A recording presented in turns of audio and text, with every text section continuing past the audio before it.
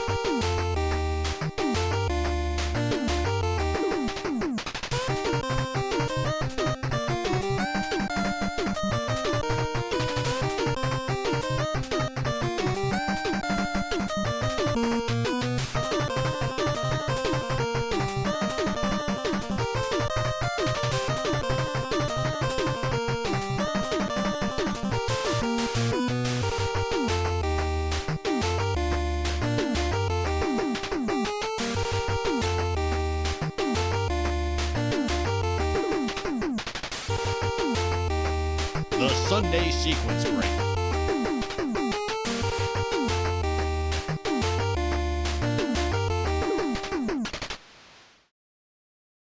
That's right. Write this down for the history books. It is May 31st, 2015, and this is episode number 146 of the Sunday Sequence Break, wherein we talk about the CDI Zeldas, particularly the two best CDI Zeldas, and I don't think that there are any other CDI Zeldas as far as we know, right? We're not going to... None worth mention. Not even going to acknowledge the fact that there's any other ones. But we're going to talk about the Wand of Gamelon and the Faces of Evil. We've got two excellent guests for you all tonight. We've got authorblues. Hey, I didn't know you were talking about me. Aw. And we've got Tompa. Good evening. Or good night, I guess. Exactly. And I'm your host, Fiesel. And with that done, we're going to save some time on our intro split. Oh, crap. That's good. Oh. Yeah, look at that time savings. We're already saving time. All right. Green splits for days. Well, this is the part of the show where we talk about our weeks of speedrunning and what we've been up to. Let's see. Well, I guess hosts go first, then guests go last. I guess we'll start with me. Yeah. All right, so this week, what did I do? I speedran some Zelda 2, improved my my PB quite a bit. I had a few sessions where I was really on and just kept taking time off my my PB. And so now I'm down to under 56 minutes. I can hopefully take off at least another 30 seconds to maybe even another minute at the most if my sum of best is any indication. But I also, just for the heck of it, I don't know, no particular reason, I started playing Blaster Master. I was watching a speedrun of it, and I said, oh, this is cool, I should try it. And I'm having fun in the game. I'm not sure if I'm going to actually pick it up as a speed game, but I was enjoying learning some of the boss strats and playing around with the glitches. The game's broken in a lot of really fun ways. So I never played that Are game. you playing the PAL? well, no, that's really broken in... This is... Well, I just didn't know if you were referring to the PAL version or just the NTSC. NTSC version. The NTSC version is pretty broken. There has a lot of things that you can do. A lot of glitches that aren't helpful. That you can cut through walls or, exit boss rooms to spawn them in weird places in spots that it really doesn't help you. But there's a few helpful glitches that I think were worth exploring. Yeah, I used to really enjoy watching Dugong play that back before Cool Kid completely broke it. Yeah. So there's that, and I played a little bit of Gauntlet. Watched the new Gauntlet tasks. There's a new task came out just recently, and it does most of the same route that I would do in my version of the run, but it does the beginning a little bit differently. And one of the main differences is that it's skipping the health upgrade or the defense upgrade, which I could probably do, and I'd like to sort of give that a try, but given that I'm practicing this for the marathon run, this is maybe not the time to switch to the less safe route. I should probably be practicing, doing the version of the route that I think I'll be able to get through in a live attempt. So maybe after SGDQ is over, I'll look into trying out the task route. It's not all that much different, only a few seconds difference overall, really. But anyway, it's a pretty cool task. You should check it out. The boss fight in particular, the final boss fight, is just ridiculous. I don't really know anything about the game, so... Well, then you'll be completely amazed once you watch the task for the first time, I guess. Or you'll just say, what's going on? Why is this elf moving so fast? What does any of this mean? Too fast. Please slow down. Exactly. Yeah, I get that all the time. All right. So, While driving, I guess. what's that? While you're driving, I guess. Oh yeah, while I'm driving, people are like, "Hey, slow down," and the lights flashing behind me. Right. Well, Tompa, why don't you tell us about your recent speedrun excursions? Well, I haven't really got that much to say on that department. I've tried to get back into some tasking lately. I kind of lost my motivation to pass off my SMB3 task was done. And I also want to get back into speedrunning. I just want to finish school first, which is a few weeks from now. All right. And then, well, I don't really know what to do, to be honest. I give a lot of promises to, I should get back into Doctor Country, and I want to get a run in one of Gamelon and etc. But I never ever do so. But apart from speedrunning stuff and gaming stuff, I've been studying and trying to fix my computer, pretty much. So like there's not really that much interesting stuff going on. Well, you're getting ready to speedrun. Well, it's always tough to decide what project to work on, especially if you don't have anything in particular that you have to be working on in the near future. Well, I have so many games I want to run, but I can't find the motivation to do it. Well, so, rip. Yeah, no, I can understand too many games that you want to run. All right, well, thanks. authorblues, speaking of having too many games that you want to run, why don't you tell us what you've been up to lately? Let's see. It's been an eventful week. I started out the week learning the Zelda 1 Ace for Famicom Disk System. I basically wanted to see whether or not it was able to be done on console, because my flash cart can do Famicom Disk System ROMs. So I tested it out, and it turns out it can. I was doing the same one that Sockfolder was doing initially. He was doing it on the 1.1 version of the ROM, but I wasn't aware of that. I had started doing it on the 1.0 version of the ROM, having not discussed with him previously. And it turns out that the 1.0 version of the ROM was actually faster. The setup was slightly different, so it was hard for me to recreate what Sockfolder was doing, but once we figured out the difference, we realized that you could cut off like 45 seconds, because the Ace actually causes the door to level 9 to spawn early, and then you just traverse the dungeon using some glitched items to avoid having to actually collect the Triforce. It turned out that the 1.0 version of the ROM, the door to 9 took you directly to Zelda's room, which cut off some time, so that was nice. And then my Game Boy Advance flash card arrived not too long ago, so I was hunting down some games to play, and unfortunately came across the expansive library of Shrek video games. Oh yeah, So- I'll that. So I did as many of those as made sense, which wasn't many. How many of them are there? Shrek games? Let's see, my flash cart probably has 8 or 9 of them on there. 2 of them are racing games, both of which are pretty terrible. One of them's a game that feels like it was intended to be sort of Super Smash Brothers like. Also terrible. There's a handful of direct movie tie-in games, which are okay. And then there were 2 that were sort of like spin-off games that are pretty good, so I played those. Huh, interesting. Wonder why there were so many Shrek games. I can't think of other licensed titles. So. Hmm? There are 4 movies and like a couple of spin-offs, so of course they'll make a lot of games. Should make games out of all of them. All right. Yeah, it's a pretty big library of games. There's a few decent ones, just like there's a few decent Shrek games for other consoles as well. Because, like, I've got the one for GameCube, and that was actually a really solid game, despite the Shrek coat of paint. But yeah, it's been fun. I've been hunting games down on Game Boy Advance to add to my repertoire. Okay.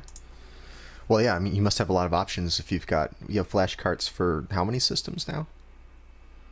Ooh, I've got Game Boy Color, Game Boy Advance, NES, N64, Super NES. I'm getting a Genesis one soon. Huh. Can you play a Game Boy flash cart in a Super Game Boy or Game Boy player? The Game Boy Color flash cart will work in the Super Game Boy. All of the Game Boy flash carts will work in the Game Boy player. Huh, interesting. Okay. Yeah. All right. Nice. Well, then that's one of our fastest recaps sections. Which is good because we're tearing right through this. we are. Well, you guys want to use up all your time in the Game of the Week section because we have a lot to talk about, of course. Oh yeah. So then, without further ado, let's move on to, well, what do you want to talk about? Wand of Gamelon first, or Faces of Evil, or shall we just talk about, in general, what the CDI Zeldas are all about? Yeah, let's put it in context. Well, I guess we can get some recap on the games in general, like why were they made and stuff. Right. Some people may not know. Well, first, why don't you tell us what the CDI is? Because probably most of us haven't actually held a CDI in our hands. Yeah, the CDI is a system made by Philips in the 1990s, early. It was supposed to be a CD add-on for the SNES. And instead they first made a deal with Sony, but that didn't work out that well, so they made it with Philips instead. So CDI was the result in the end. And the Philips were allowed to make games out of Zelda and the Mario franchises. So you got 2.5 Zelda games and Hotel Mario. Pretty much. 2.5 Zelda games? Yeah, I'm not counting Zelda's Adventure, of course. Right. Of course. Zelda's Adventure is a happy little footnote in this episode. All right. Yeah. Okay, but it makes sense to talk about these two games together because they're released as a pair, right? They're released at the same time? Yeah, same day. Mm-hmm. In the And 92. they're basically brother and sister game. They play almost identically. Each game has an item that basically acts exactly the way an item in the other game works. So clearly there's a lot of sharing between the two games. It's just slightly different story, slightly different maps, slightly different bosses. Not even. I mean, a lot of the bosses are in both games. All right. Is there any sort of crossover between the games, like take your data from one and use it in the other or anything like that? Is it one of those kind of things? No? Unfortunately not. That would be pretty interesting if that were Yeah, possible. there are no references to the other game in one of the games, so the two is standalone. Yeah, the One plot of plays Zelda, the plot one of plays Link. Link. Yeah, the plot of Link is to save Zelda, and the plot of Zelda is to save Link. So They really are meant to be, a pair of games. Yeah, and one of them is even called Zelda, the Wand of Gamelon, and Link, the Faces of Evil. They did away with the Legend of Zelda prefix that almost all the rest of the Zelda games use, and just called one Zelda, called the other Link. All right, and looking at them, if you are not really familiar with the game, you might have a hard time telling which one is which just by looking at video of it, because they have very similar graphics, similar gameplay, and everything. but if you see yourself playing as Zelda, then it's Wand of Gamelon, and if you see yourself playing as Link, it's Faces of Evil. Exactly. So So this is it's Wand of pretty Gamelon. straightforward. All right. But there aren't that many side-scrolling Zelda games. It's very nice that they made that kind, like the Zelda 2. Right. Yeah, people kind of threw a fit because it was different than the expected Zelda format, but I mean, it's pretty much exactly what the issue with Zelda 2 people have, is that, they're like, it doesn't adhere to the format. Well, it was kind of paving new ground at the time. There was no existing format, so. Yeah. And that's pretty much the case with Wand of Gamelon and Faces of Evil. I mean, this was its first foray into CDI, and what the CDI did best was the side-scrolling sort of thing, rather than the top-down screen at a time format that other Legend of Zelda games were used to. Mm-hmm. Okay. Well, let's see. What do you want to talk about a little bit about the history of speedrunning this game? I mean, this is obviously I think of you when I think of speedrunning this game, but I know that Tompa has been working on this for several years. Long before me. Yeah. Long before me. Yeah, well, the first run I know of it is 55-minute run back in 2012, I think. And that run wasn't great. For Faces of Evil? No, Wand of Gamelon. Oh, okay. 55 minutes. And I saw it and I didn't like it that much, but he did so many things that had no purpose. Kind of like you in your first runs, like when you talk to some people that had no effect on the actual run, like getting keys you didn't need. And like I've been collecting the Zelda games for a while, so I had to get these as well. And what 2 years ago we had a Zelda Speedrun Marathon, and we wanted to include these games, and like no one owns these games and no one wants to own them either. So I said I can run them. So I started practicing, and there was like I had 48 minutes in one of Gamelon, with 8 minutes flat, and like it was a terrible run, but it was no time. Like no one had or will ever do a better run I thought at the time. I can't remember my run at the marathon though, but and later on, what's this guy's name? We got a 39, 37. Cornshack. Oh yeah. It was Cornshack. Right. It was. And Cornshack did a 39, 37 of 50 attempts, and then I led to beat that one by 7 seconds. While just practicing, pretty much. But it was still really bad runs, so like I wasn't motivated enough doing the serious attempts and planning, so I kind of gave up on it. I had bought a CDI intending to beat Tompa's time, because I have a reputation for playing a lot of terrible games. So I wanted to play the CDI Zeldas, and I sat on the game for a really long time until I had heard that another guy came along called Mr. the Slayer. I actually heard about him from Reddit, but his YouTube account is Mr. the Slayer, and he had beat Tompa's time by a pretty decent chunk. I was surprised at the time, and he got a 36:28, and so that finally motivated me to learn the game. And then the time got brought down to 34:59. It is now, I think. Wow, that sounds great. I'm testing this right now. Can you hear me better? I can hear you louder, but there's a lot of background noise. Yeah. Well, I have to Something use my just- laptop, and it has a very bad inbuilt microphone compared to my desktop. So I Might don't be really have a good backup at the moment. might be better to switch back to the other one and just try to sit closer to it.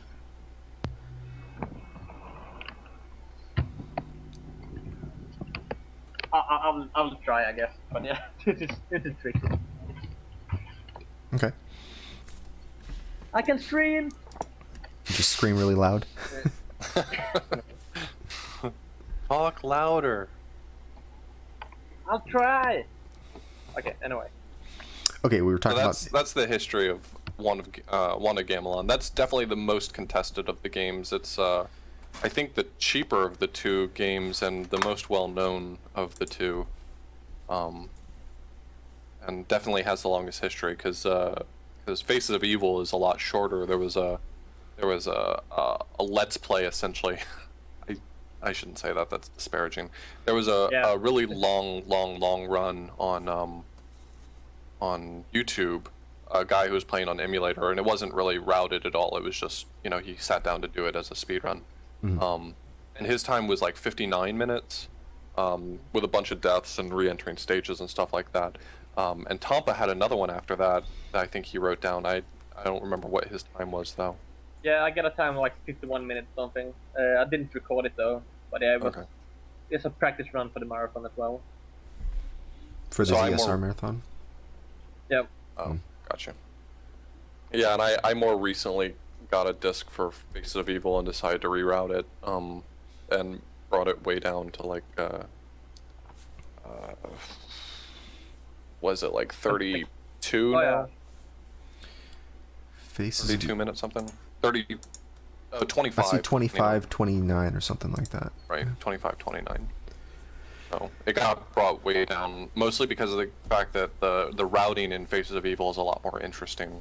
One of Gamelon kind of forces you to go through the whole game, and Faces of Evil, the route does permit you to skip a vast majority of the stages. So Okay. That sort of brings us into what are the records for these games. You said Face of Evil 2529 is the record by you, authorblues. And you also have the record for one of Gamelon right now, which is 34:59. Both of them any percent. Right. So other categories besides any percent?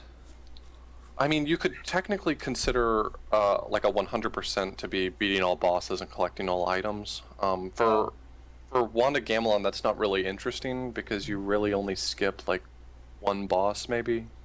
I'm trying to think. And of like who 4 items, I guess. Yeah. So it's Kind of really like just a matter cake of and stuff. go out of your way just slightly. For Wand of Gamelon, but Faces of Evil would have a much more interesting 100% route because the route sort of splits into 3 arms, essentially, 3 different level paths that open up, and only one of them is really crucial to finishing the game. So there's, I think it's only 40% of the stages are actually necessary. You skip 60% of the stages, like 9 out of the 15 stages you skip. So actually completing all of those and beating their bosses and collecting their items would actually make for an interesting route. It hasn't been done yet just because there's, limited appeal, but I've been... is the best category there. Well, cutscene percent is definitely the best category because you get to enjoy exactly what makes the CDI Zelda so great. yeah. When Tompa's done the run in marathons and when I submitted it to SGDQ, it's been submitted as cutscene percent because as much as the game is an interesting speedrun, and it really is, despite the history it has, the cutscenes are obviously what make it so charming. So you really can't skimp out on the cutscenes. Yeah, the cutscenes are pretty interesting. If we have some time later, I'll play some of the cutscene reel that I've got. Yeah, go for it. It's pretty entertaining. Well, most people just feel like the angry video nerd say that, oh, these games are bad.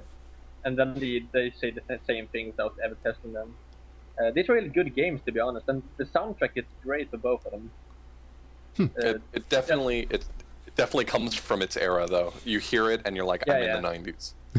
Well, of course, the games have some flaws, like in the controls and stuff, but they aren't as bad as people may think. They're not. I also quite challenging as well as enjoyable to play. Yeah. Well, 100% makes sense as a category, I guess, because it's a Zelda game, and most Zelda games being, adventure-type games, where a speedrun ends up skipping a lot of it, the 100% category, just naturally is a thing that people want to do.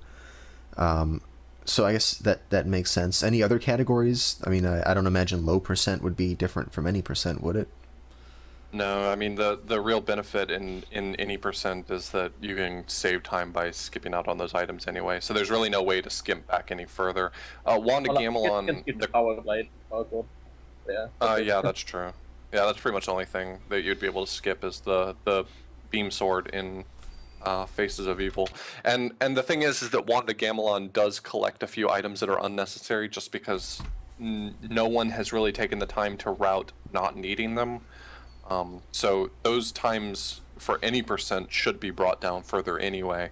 So even though low percent would be possible in those, that would really just be the any percent for them as well. Okay. Yeah, there is one item, that let the jump father, and in Face Evil you can skip this item, but you can't in one Gamelon, so you need it in one place. It would be great to skip it though, as it's an extra detour to some level. Yeah. But we always skip like all our items we don't need pretty much. Well, what about the basic structure of the game? Most of the Zelda games seem to have a large world, and within that world you find various dungeons scattered all over the place, various towns scattered all over the place, but a lot of it appears, at least to the new person, to be non-linear because this big world you can explore. Are these games set up that way? It's... I guess the best sort of comparison would be like Super Mario World, where there is branching, but at the same time it's really just the linearity of each stage. And the stages are a little bit less linear than that example would lead you to believe. But in general, the format for this game is there's a stage and you enter it, and at the very end of the stage there's a scroll that will cause whatever the next stage in sequence is to unlock. Okay. So it is very linear, except for the fact that there's sort of different paths you can take. So at the beginning of the game, there might be 3 stages that you can access, and each of those will unlock a different stage. So it's not like you only ever have one choice to choose from, but they're still linear in each of their paths. I see. And in Faces of Evil, you said you don't even have to do many of the stages, right? Some of the stages you just don't. They're just optional. Right. Yeah, well, if you. Yeah. You're supposed to need them to like see the dark and stuff. As there's some invisible enemies, for example. We skip that the lantern that lets us see them. Mm-hmm. Right, So skipping the light expects you source. to get it. Makes sense. Basically, they encourage you to go down each path by making the path end with an item that is either necessary or sort of necessary by design. Like in Faces of Evil, one of the paths, one of the level sequences ends with a lantern that allows you to see invisible enemies in the last stage. So for anyone who's playing the game casually, it would be impossible to survive that stage without that special lantern. But for a speedrun, if you know where the enemies already are and know how to control them a little bit better, you can get away with not needing them. But the good thing about this game is there's really no randomness in them. Like this one case in Face of Evil where enemies can be a bit weird and drop items in a weird pattern. But the same enemies always spawn at the same place. They have the same pattern. They mostly always drop the same items and so on. Mm-hmm. Mm-hmm. You can This you game can is memorize very, very short on RNG, which is really nice. You can memorize the invisible enemies if you want to and the patterns. It's kind of tricky though, as depending how you go, fast you go, they change a little bit. So If you move at the same speed in every stage, you're pretty much guaranteed to get every enemy to spawn in exactly the same location. yeah, And you can really use that to your advantage. Okay, so you're pretty much manipulating the RNG through the whole game, I guess. I suppose. All right. Yeah, in a manner of speaking. How much randomness would you say is in this speedrun? If you're In playing Gamelon, casually, nothing. it can feel random if you're Yeah. playing casually, but I really think at the end of the day there's no randomness. I would seriously believe that there's not a single use of a random number generator anywhere in the games. Huh. Actually that's high praise for a speedrun. That makes me really want to run it, I guess. Right. Yeah, go for it. Everyone go and buy a CDI. There you go. You have it. This is a no RNG speed game. You should pick this Well, up. so the interesting thing is that a lot of the sequence breaks that come from this game are from using some of the items that you can buy in shops. So if you ever watch a speedrun of this game, a lot of it is built around when do you go back to a shop and how many of each item do you buy, because there's two main items that you would buy from a shop. There's ropes, which allow you to, rather than actually doing the platforming normally, you can just use a rope to climb to a higher platform. And then there's bombs, which allow you to sometimes kill enemies faster or clear out obstacles in your path. And so a lot of the game comes down to getting the items, which typically you only buy exactly the number that you need. And then after that, or before that, you have to collect enough rupees to buy them. And so you find a suitable place to do your rupee farming.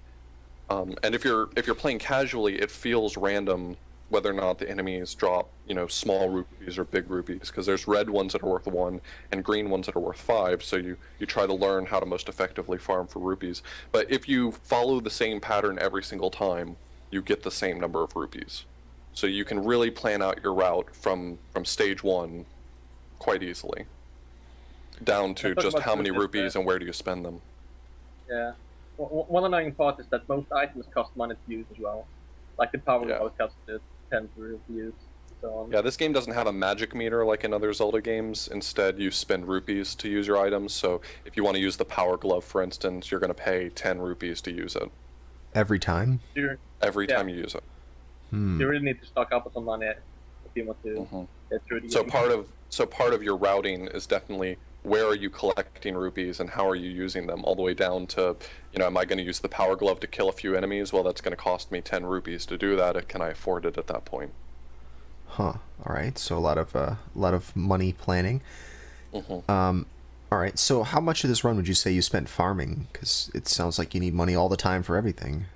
Well, for Wanda Gamelon, you spend the first maybe minute and a half in the second stage collecting rupees, and at that point you have enough to buy what you need, and you have to come back to collect rupees 2 more times. But it's very short, the amount of time you spend farming. Like at the very beginning of the game, you spend maybe a minute and a half, and the other 2 times you come back to the shop, you maybe spend like 30 seconds. So it's pretty brief in that regard.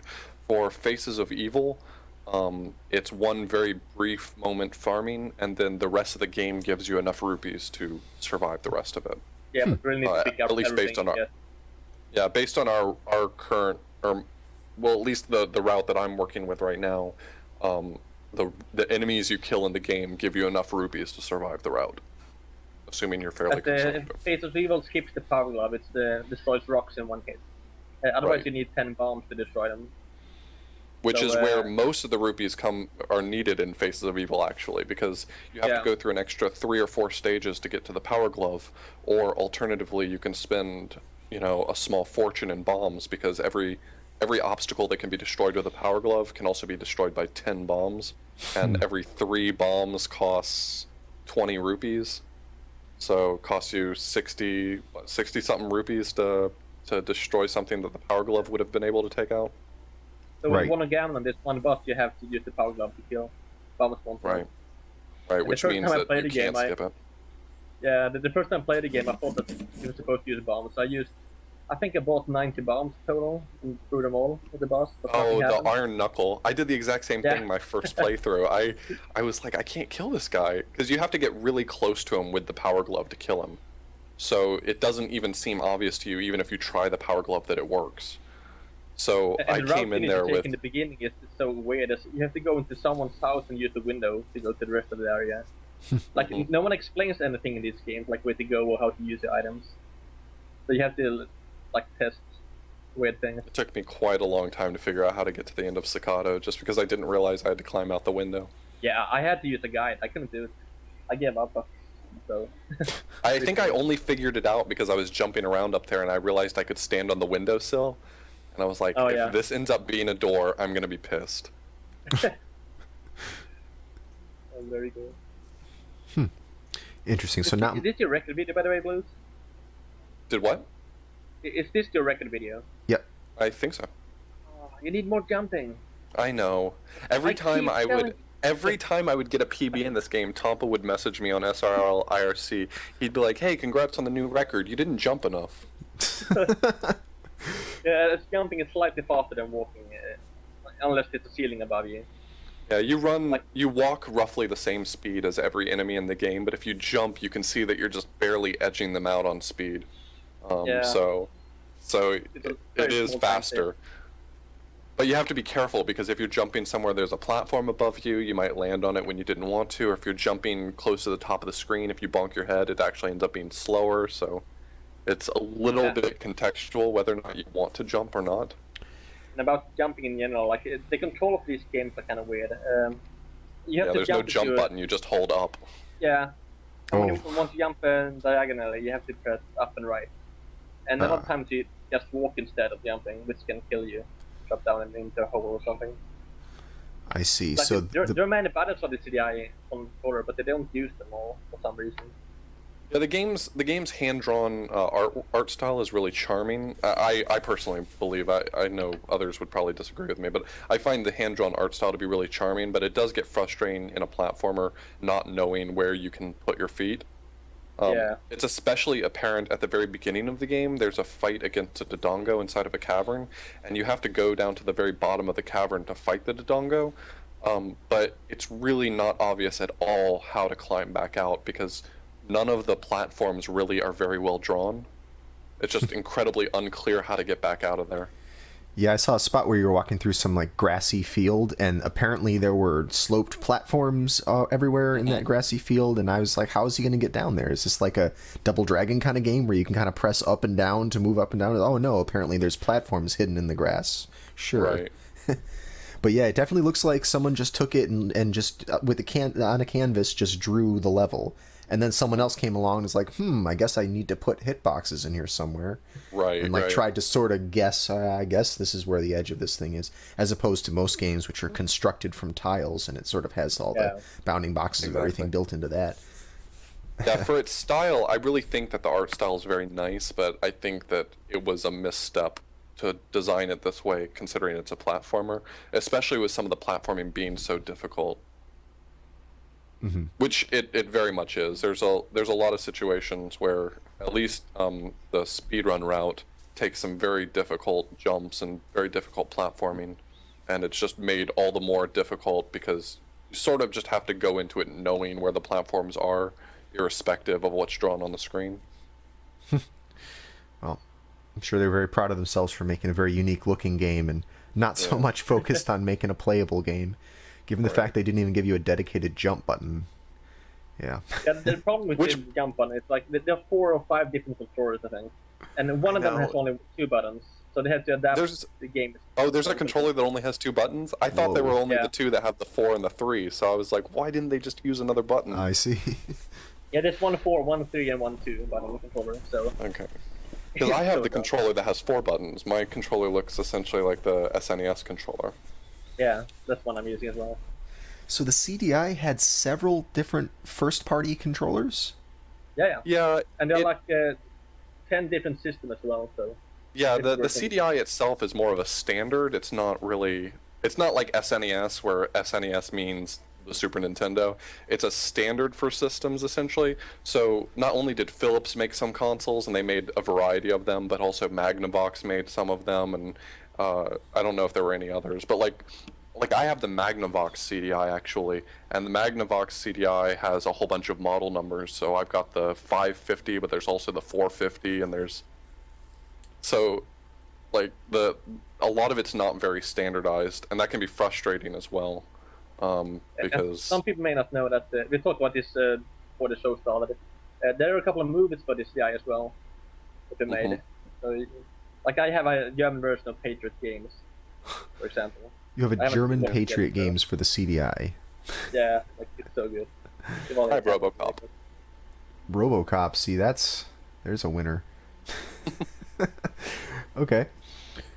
Alright, so that's interesting. It was meant to be sort of like a multimedia console. It's like games, movies, just probably most of music. the things that were made for the CDI were not so much games as they were more interactive experiences. So you're watching essentially a movie, and then it would allow you to decide how the story... It was like the video game version of the Choose Your Own Adventure books. Mm-hmm. There were a lot of games like this where you had enough control to really call it a game, but a lot of them were very much just sort of interactive experiences, in air quotes. Interesting. It really screams 90s, though, the multimedia, hypertext adventures. It's like, it's like the dream of the 90s. But that's cool. This is definitely this is really interesting and pretty unique, and I like to see a side-scrolling Zelda. I hear comparisons between this game and Zelda 2. Whenever I'm playing Zelda 2, people are like, "Oh yeah, this is the only Zelda like this," and someone's always like, "Well, no, the CDI Zeldas are like this." And I think, I'm gonna bet that they're really not, even though they look like they are. But yeah, most people don't count this as canon for obvious reasons. Right. Oh, absolutely not. Well, they don't even exist in universes that are true to the Zelda franchise. Neither of these games take place in Hyrule, and so it's really easy to dismiss these games as sort of the ravings of a lunatic. There's that Nintendo's official timeline for the Zelda games. Of course, these games aren't included, but some fans have added them in, all the spin-off games, which is kind of nice to see. I can't remember where these fit in on the timeline though, but I guess it won't make sense in any way. It's kind of fun. Okay, and also I gotta ask, are they rubies or rupees in this? Yeah, they're rubies. In this game, it's rubies. I thought I heard him in the cutscene thing I played at the beginning. I thought I heard him say rubies. Yeah, he says, bombs, ropes, lantern oil, all of them can be yours if you have enough rubies. It's yours, my friend. Excellent. Well, at least it uses somewhat Zelda-like items, like bombs and things like that, unlike Zelda 2, which is none of that. And if you pay close attention, all of the bosses are like true to canon Zelda bosses. Like Gleeok is in this game. I don't think Manhandla is in this one. Wizrobe is in here. Trying to remember. Yep, Gibdo's in here. So, clearly it was made by people who were intending to fit inside the Zelda universe. Oh, there's Vyres, which I guess is really only familiar to anyone who's done Zelda 1. And some of these characters are in the manga, for example. Like the king, I can't remember his name though. But he is in the manga as well as these games, Nice. but never anywhere else, I think. Huh. Oh, is that the king from the what's the name? The cartoon? Oh, the king from the cartoon. I think that might be. Oh, whatever. I can't remember. Didn't have enough rubies. Where was this made when was this made in the timeline of Zelda games? This was before what and after what? I can't remember. I can try to find the fan made. Do you know what year this was? I think he's talking about when was it actually made, not where does it fall in the chronology in the chronology of the Zelda which universe. I guess if this came out, this was like 1990, that would have been 93, so that would have been before Ocarina of Time, but after A Link to the Past. Yep. That sounds right, and probably after. Well, then the Game Boy game came after A Link to the Past, didn't it? Yeah, I don't know. I don't know how it matches up before with the Game Boy games. All right, but that's probably it, though. I bet there was just those 4 Zelda games at the time that this came out. Sure, but I mean, it's even hard to talk about it in that context because what games they come between don't really represent anything meaningful due to the fact that these games weren't made by Nintendo. The IP was licensed out, but these 2 games were made by one company, and Zelda's Adventure was made by another company. Nintendo had almost no hand in either of them. And that's interesting because Zelda, something like Zelda or Mario, they're like the flagship brands of Nintendo. It's interesting that they just had no hand in making of the game.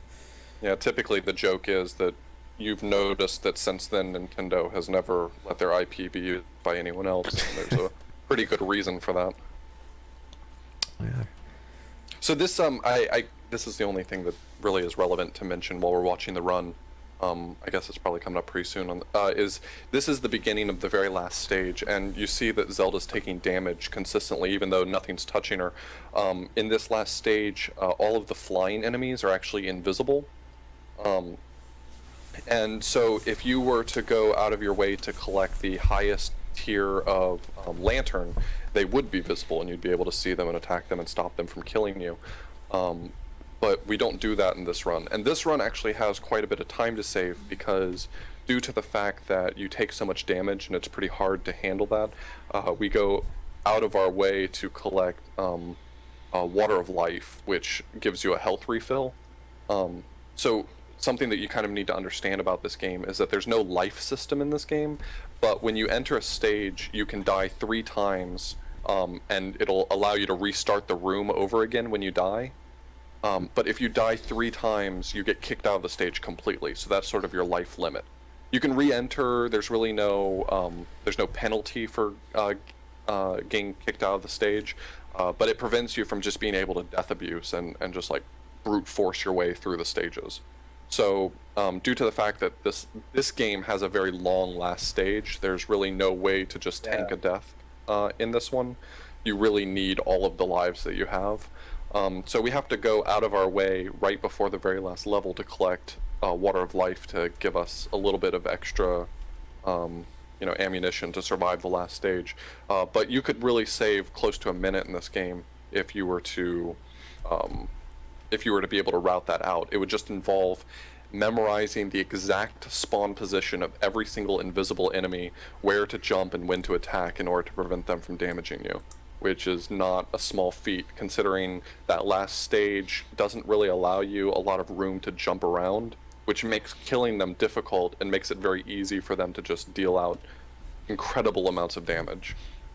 And one problem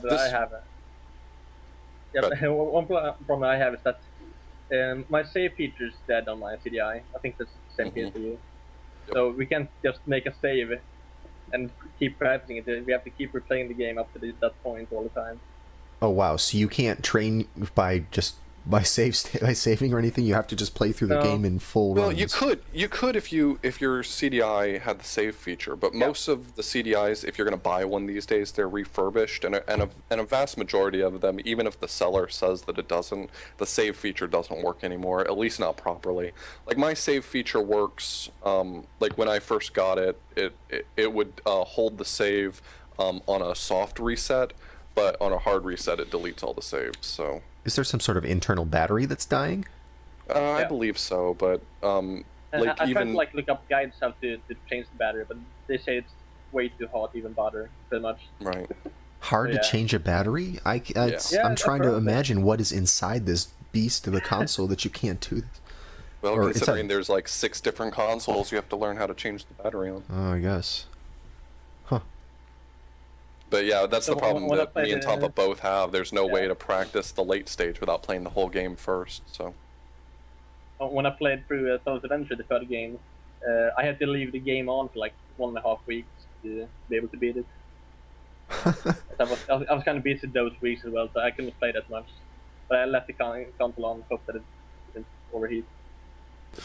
Oh, that's pretty funny. It reminds me of the PlayStation 1 era. I had a roommate who just didn't want to ever turn off his PlayStation because he didn't have a memory card, and he'd get really pissed off if you turned it off. when I first got my N64, I didn't know that I needed a memory card for it, and I rented a 64. Oh God.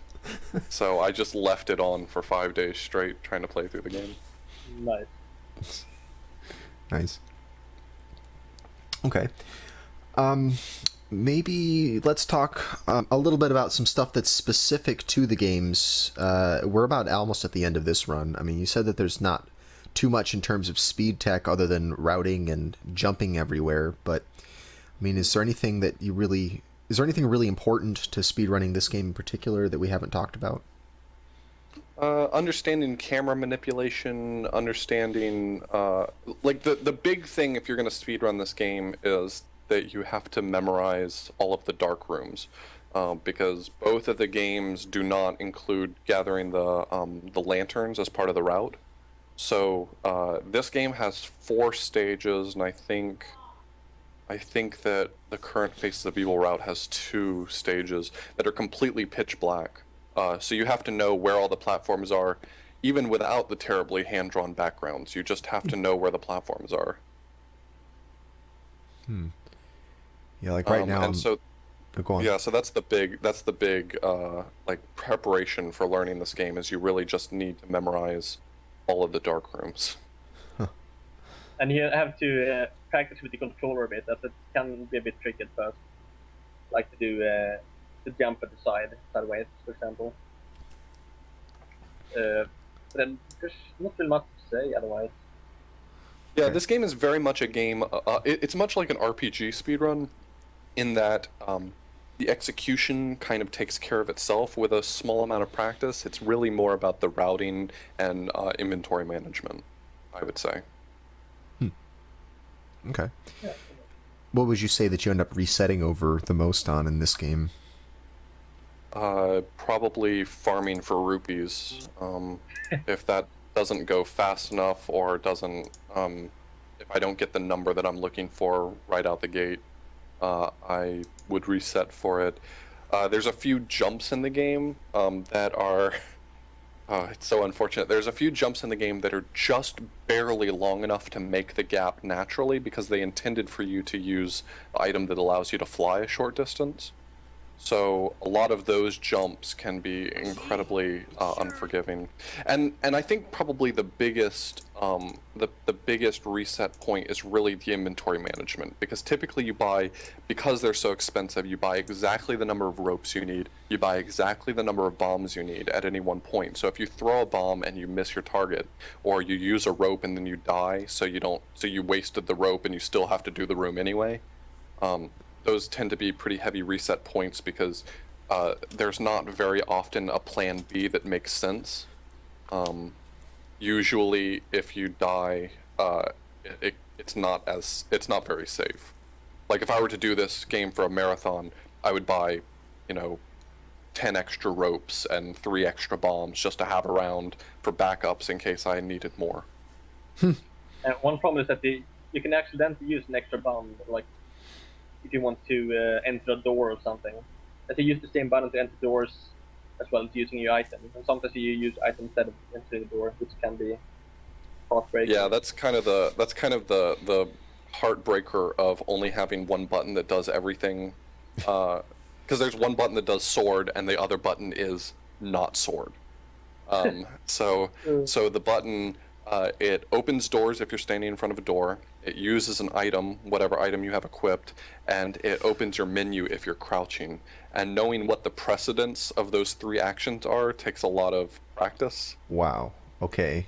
There's not like a start and select button in addition to the two main buttons? No, the CDI, the only two buttons that work on this game, there's the D-pad and there are two buttons that work on this game.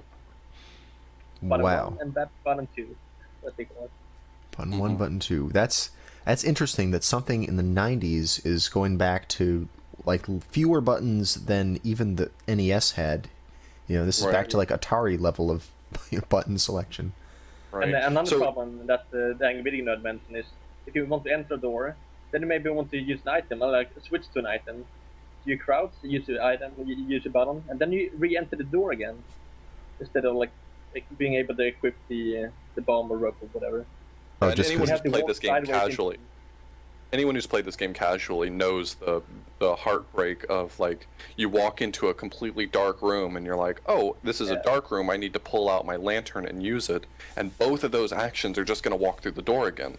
So then you have to decide, do I go outside and move away from the door, or in a completely pitch black room, do I walk away from the door and risk like walking into a pit or something? Huh.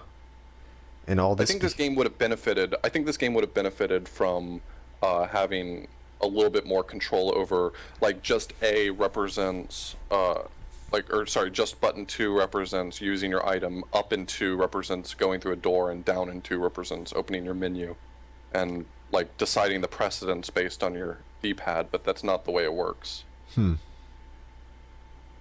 That's practically the only flaw I have with these games, more or less. Yeah, the platforming is easily overcome. Like if you have any interest in speedrunning this game, and despite what you hear me say and Tompa say and other people say, I would recommend this as a speedrun because it actually has a lot of depth and it's kind of interesting. But that being said, if you want to speedrun this game, the platforming really isn't the major sticking point. Like you can learn the platforming. It literally took one casual playthrough to say, okay, I feel comfortable with the platforming in this game. The real crime is just getting comfortable with inventory management and having to deal with the annoyance of having only one button do everything that isn't the sword. I see. Yeah, because I If mean, anyone wants to play it casual, like first time I played this game, it took me 4 hours to beat, like 4 hours for both of them. Well, 8 hours for both of them. So they don't really that long. Yeah, that seems reasonable. I think my first playthrough was just about that. I think it was a little more than 3 hours it took me. I didn't skip any stages, so I had the benefit of having a whole bunch of really nice items to make it move pretty quickly. well, we're watching Faces of Evil right now. We've finished with the Wand of Gamelon run. Again, you're right. It looks very much like the other one, except we're watching Link instead of Zelda. Indeed. And the only difference really is the color of the clothing. This game has some things that I thought was very annoying when I first played the game. You saw me at the beginning, he picked up some snowballs. And you need snowballs to kill fire enemies. And the fire enemies have fire, which you have to use in order to kill some snow enemies. And that can be quite a bit annoying. If I recall correctly, that was AVGN's big complaint about this game. When I first heard about this game, the complaint was that the fireballs and the snowballs really detract from everything else. And that's true. In this game, if you play it casually, the fireballs and the snowballs are really annoying because you collect snowballs at the beginning. They're really the only thing you have access to, and they're the only thing that kills certain fire enemies that drop fireballs. And once you have those, they're the only things that kill certain snow enemies. So it becomes a game of making sure you have enough of both to match whatever you come across throughout the game. Yeah, this is on console. This is a recording from a game played on console. Right, yeah. Use capture card. There are no working CDI emulators pretty much. They're really bad. Yeah, Yeah, the 59-minute run of Faces of Evil was played on emulator, but the only existing emulator for CDI that works, and works is a really Yeah, loose fragile term. term.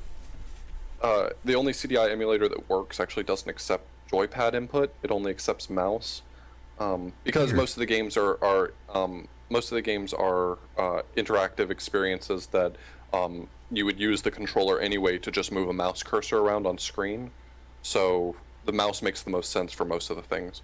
But someone was nice enough or mean enough or whatever you want to call it to make a auto hotkey script that maps joypad input to mouse movements, which would allow you to play on the emulator with a joypad, but it's not pretty. It's really not pretty. I would imagine not. I'm trying to think of like a mouse-based game playing that with the D-pad. Yeah.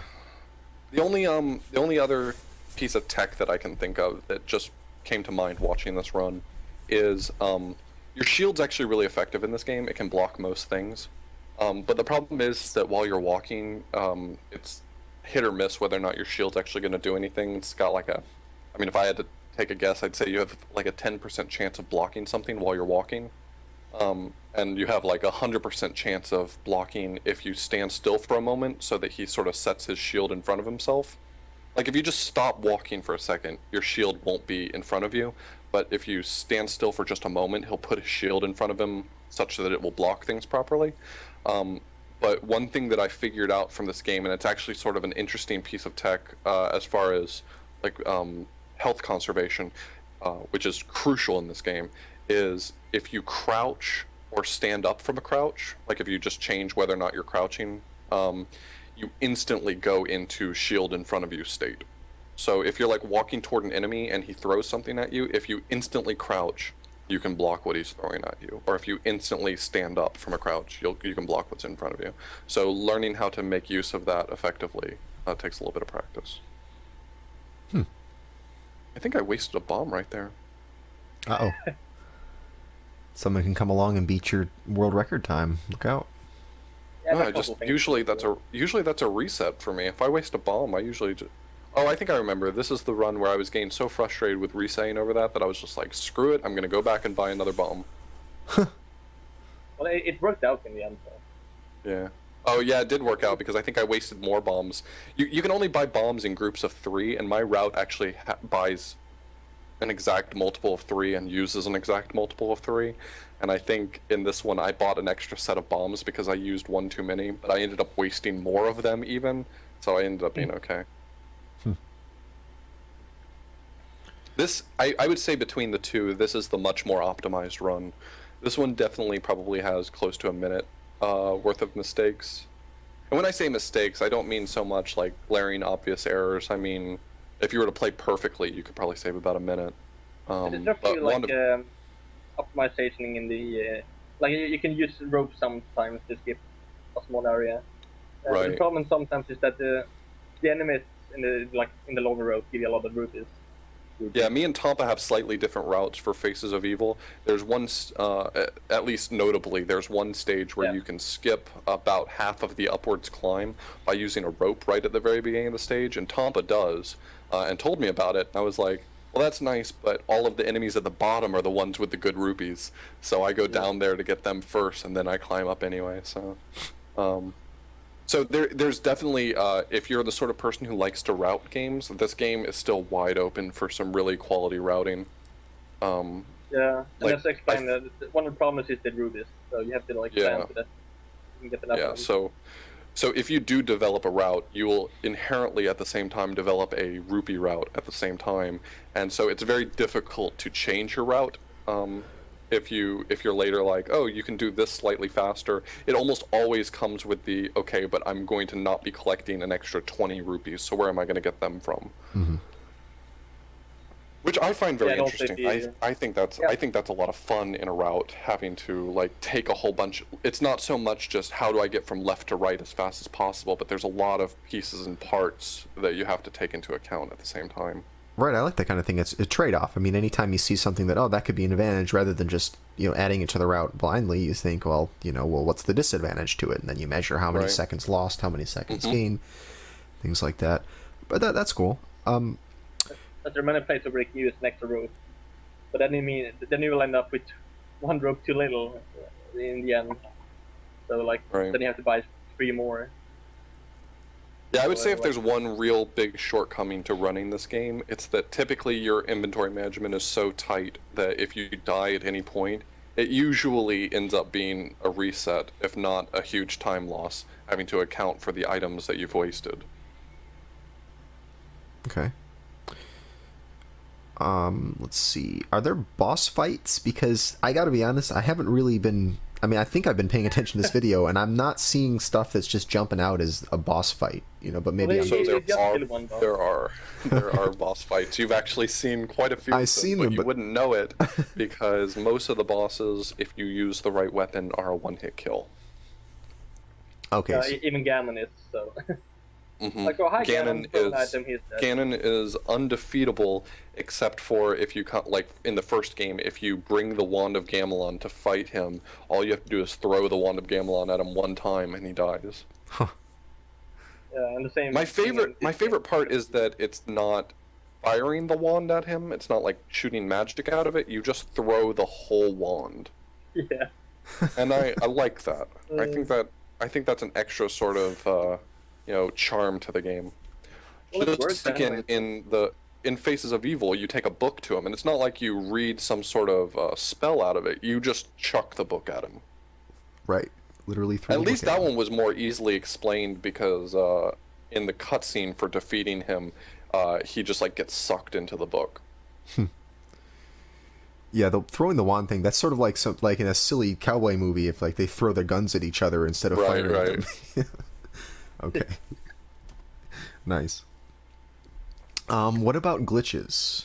So you mentioned you can skip a few things just because it's I can see the enemies, but I don't need to see the enemies because I'm a speedrunner. There are things like that. But what about just straight up glitches? You're breaking the game's mechanics, sequence breaking. I haven't found any. Nothing. I've looked for some stuff trying to figure out if maybe the platforming is fragile enough to be able to fall, because there's some stages where you climb up and there's some stages where you go down, and it'd be really handy if you could fall through platforms, but I haven't been able to find anything that works either. It's surprisingly well put together. I know that came as a surprise to me. Gamelon mentioned that he found some kind of glitch in the third game, but I don't know about anything in Zelda Adventure. Okay. Yeah, there's actually if anyone were to want to talk about Zelda's Adventure, which no one does, there's quite a few really interesting glitches in that game, but this isn't that game. All right, well, at the end, maybe we'll just mention a little bit about that game, but... Sure. Yeah. All right, let's see. What else can I ask you about these games?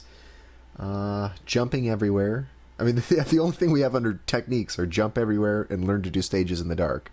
So other than that, you're basically just playing the game as they intended, but with... there's some small things, like when you climb a ladder, for example, you can jump off early instead of climbing up to the top. It saves a couple of frames. It can be quite a bit tricky to do, though. Yeah, there's some minor tech that works really well, but for the most part, this isn't one of those games where you walk through a wall and now you're at the final boss. This is definitely a game that wants you to play all of it, even if you're going to ignore that request. Okay. Any kind of cancels or anything like that? Not really. Cutscene skips.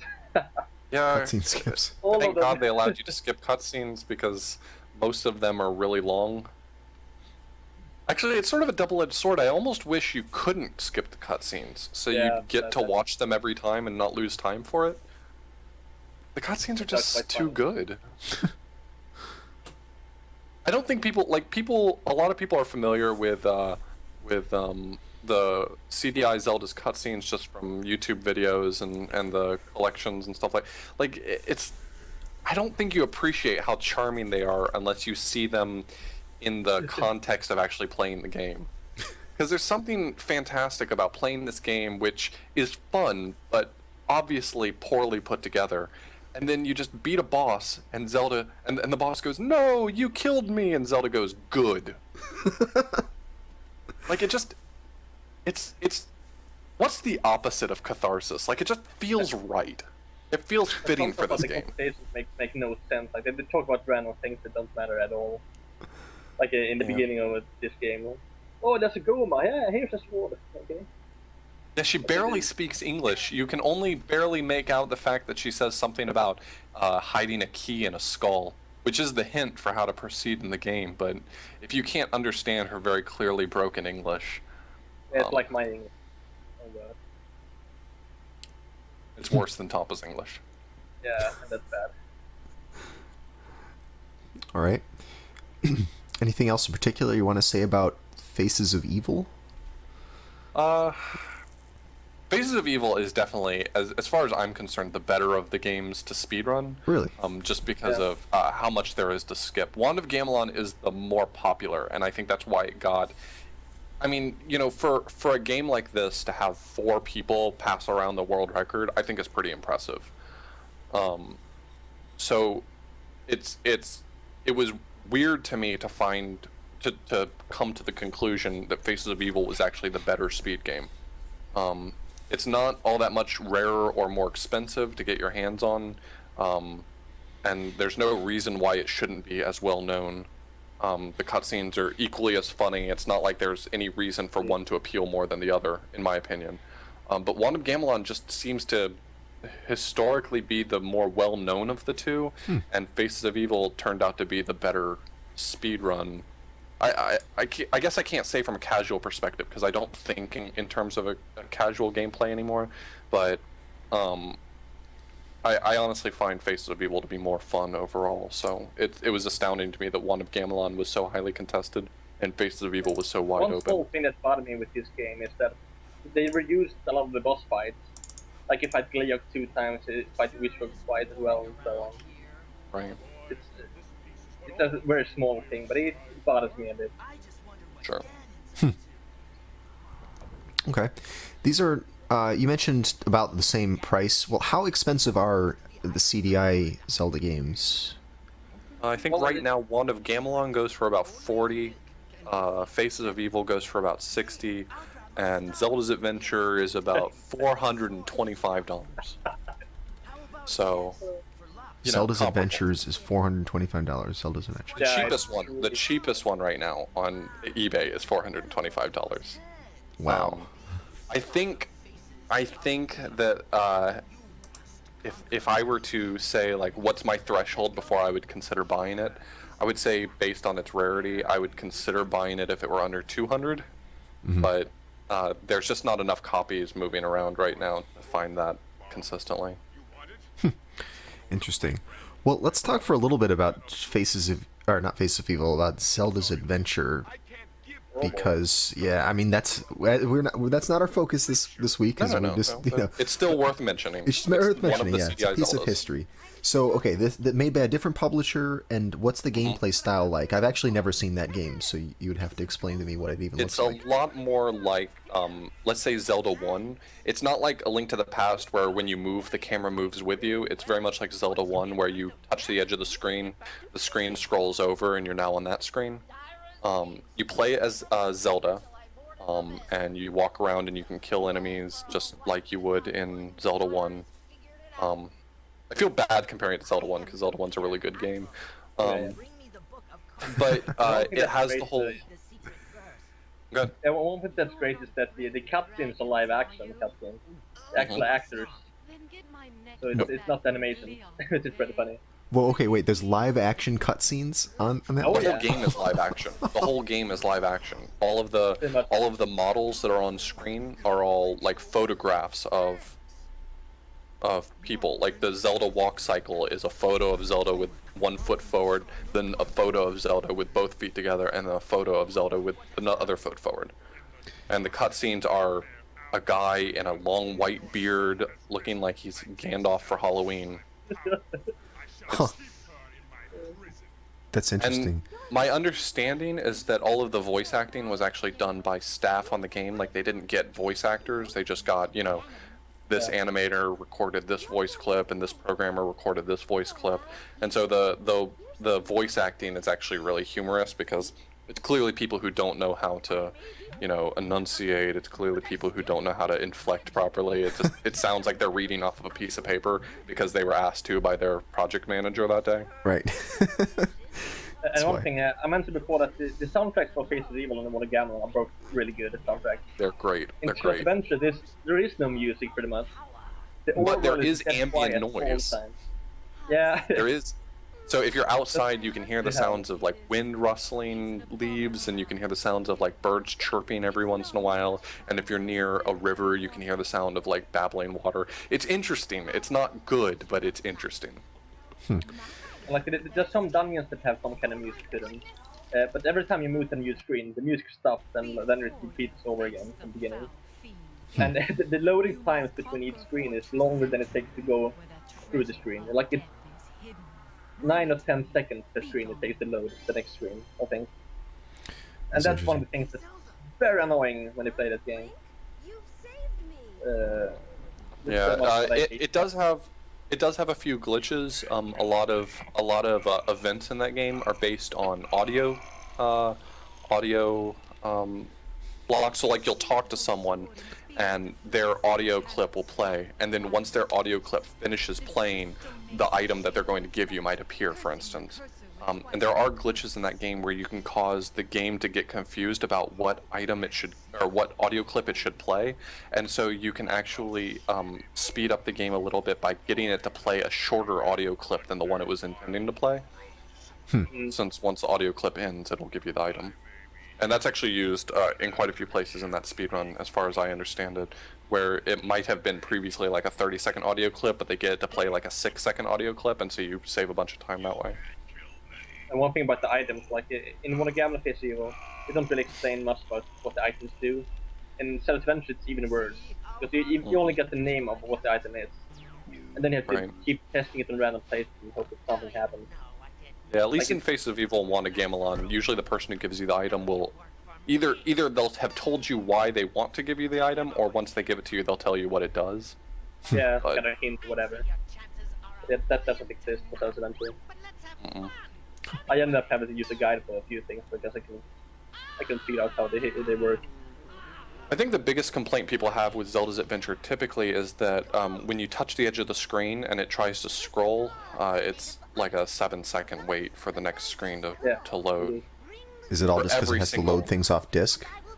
Yeah, probably reloading the audio file, loading the texture for the ground and all that stuff, but for every single screen transition, it's like 7 seconds. So, if you need to move 3 screens to the right to get some item to take 2 screens to the left, you're looking at just a minute plus of screen transition time, not even gameplay. Wow. Well, one of the drawbacks of having things on disk. It's interesting because this was coming from an era when people were thinking that, okay, putting games onto CDs is going to revolutionize console gaming because it means we're going to have video and audio and it's going to be a full multimedia experience. And while that is true, you could, as opposed to a cartridge, you can actually fit video on discs much better. But the drawbacks being load times. And I guess if you're smart, if you program it smartly, you can buffer everything up and do the loading in a way that's unobtrusive to the gameplay. But you have to be program your game for that way for that to work. Interesting. Yeah, the record for Zelda Adventure is like 1 hour and 29 minutes. I can't remember. 129. Yeah, something like that. Yeah, it's Super MC Gamer has it. I think. So it's a bit longer than. I think there's something on the order of like 10 minutes worth of time saved for that record, but not a lot. I was talking to him about it. I was telling him I'd be more interested in I was talking to MC Gamer. I told him I'd be interested in running it if it were under an hour. He said that it's probably never going to happen because there's already a whole bunch of sequence breaking that they do, and really not much more that they can push it with what they know now. And the problem is that no one wants to buy this game because it's so expensive, and you can't emulate it properly. So like, there's no competition going on either. Right. Like I own the game, but I hate to play it because it's so bad. Pretty much. That's another problem too. Like if there were some emulators that were good, that would be good for like the competition, of course. But right now there's only like 4 people at the game that has done any runs of it. Yeah, that's tough. You can't buy it, you can't emulate it. What do you do? Maybe eventually the emulation for it will improve, but I can't see that there's much of a demand for emulation of CDI games. Well, Yeah, I'm not sure. yeah, Do we want to do the talk about copy protection on the CDI? Is that within the scope of this? Sure, that would be informative. Why don't you tell us about it? Okay, so CDI actually has no copy protection. There's no reason that a completely normal unmodded CDI should be unable to play burned discs, except for the fact that because it's so early in the life cycle of disc-based games, much like the PlayStation 1, the laser on it's incredibly fickle.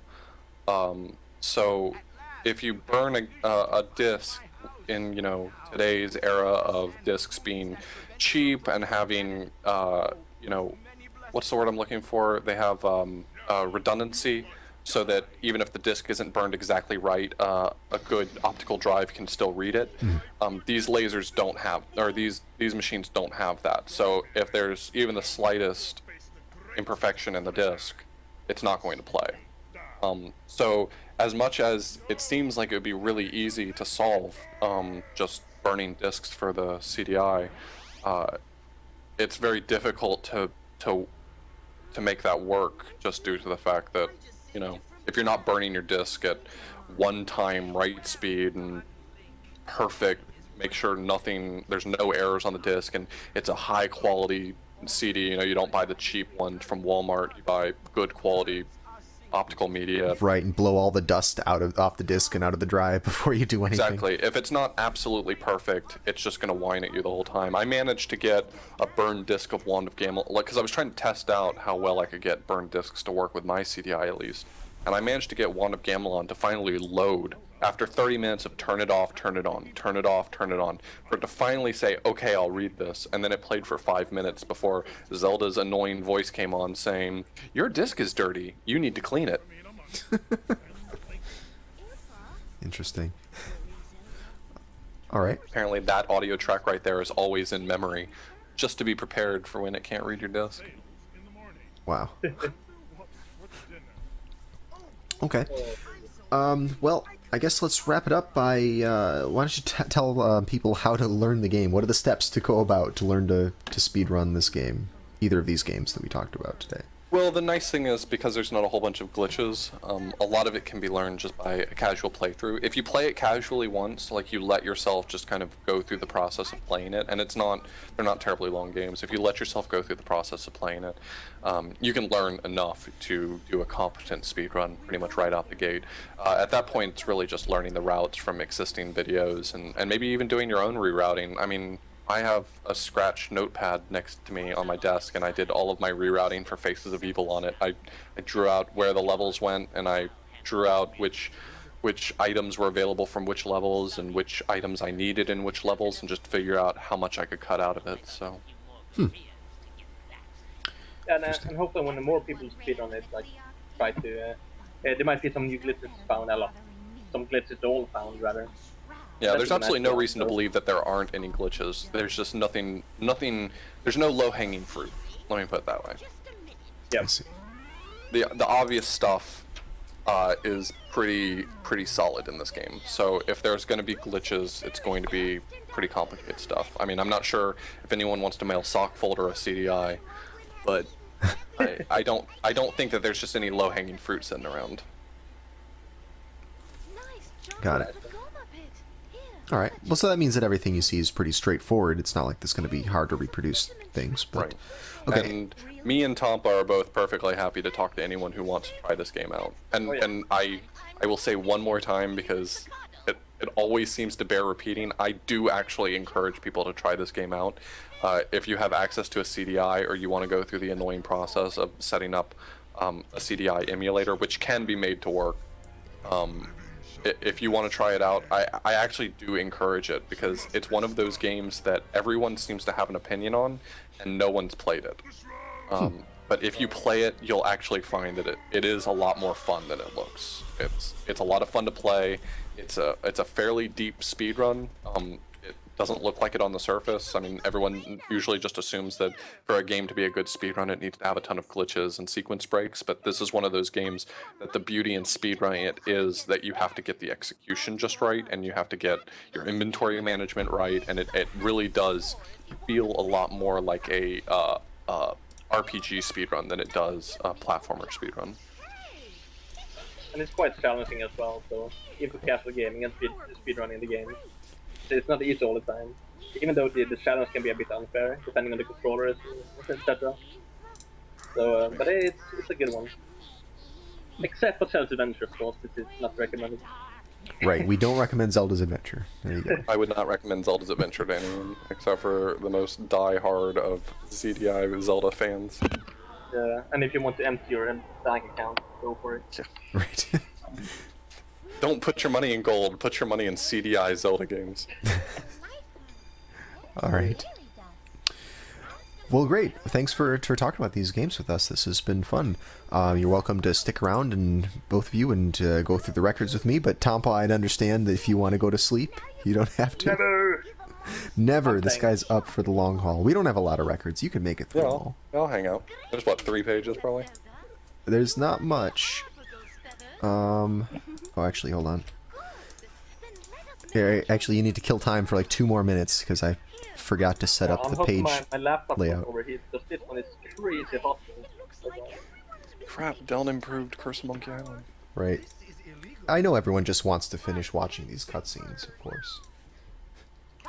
But as of guides or something, we don't have much written down about these games. Like, Blues has some routes, but that's basically it. In case people want to check them out and stuff. Yeah, I've written down really loose routes, and I'd be more than happy to make it more accessible if anyone else wants to try it. All anyone ever has to do about any game I speedrun is just message me. I'm always thrilled to share games that I've played with people, so. That's right. Not at all concerned that someone's going to come along with that knowledge and beat your records. Quite the opposite. I really hope someone does beat my records. It motivates me to return to games that I like. There you go. I am always more than thrilled to share any game with anyone, and that goes double for the CDI Zelda. So. Well, I got pretty tempted when I first saw you break my bad record for these games to get back to them. Like I got I won a Gamelon my 39 minutes run, and it's really bad. But I found like no one is going to beat it anyway, so whatever. And then someone say, well, this guy improved the run by like 10 minutes. What's going on? That's the problem with these games is the community or people tend to play the game and then leave the game immediately. So when you do get a good run, it's always like I could improve this, but there's other things to do. Sure, understood. Okay, well, I think we're ready to move on to records now. Sweet. So let's do it. Boom. Moving into the records. We've got not a heck of a lot of records for you, but 4 pages worth, so that's a good number, and we've got highlights for almost all of them, so we'll have lots of great videos to watch. So let's see. Do you have a oh, you guys don't have it? You don't have anything? You don't have anything. Well, tough. I guess you don't get to join us for records this time. Alright, peace out. Enjoy the show by yourself. I'll do it by my... Right, I'll set up all of my dolls and have a tea party. Like, so what do you think? No. We can see more of your amazing Flicky impression. Right. That's right. I've got like Barbie dolls that I've pasted like a picture of Flicky's face on. Like, so you'll be my friend now, right, Flicky? Sure. Speaking of friends. Speaking of friends, you're my best friend. Oh, thanks, Flicky doll. Got a friend in me. All right. This didn't get weird. Yeah. Oh man. I'll have to edit that. I can edit this stuff out. Don't worry. So, all right, I'll read the first one here. BioShock for the PC. This is a 100% run in 1 hour, 58 minutes, 53 seconds by Penta, who says, I got a run after a few tries in this category. Remembering the hundreds of collectibles locations is tough. My splits are the main reason I'm able to remember them, and even with that, my mind still goes blank. RNG plays a small part in this run, and it can slow you down by a few minutes if it's bad. Unfortunately, this was the case for this run. I have good hopes for an improvement. Okay. Well, congrats, Penta. BioShock, pretty fun game, in my opinion. Love Never Bioshock. played. Nice. All right, who wants to read this next one here? Digimon. I know someone does. Digimon are digital monsters. They're the champions. Now we got the Digimon Story Cybers. I didn't even know how to pronounce that one. Sleuth. For the PSP down. It's 11 hours and 46 minutes and 5 seconds. Jeez. Yeah. That's crazy long.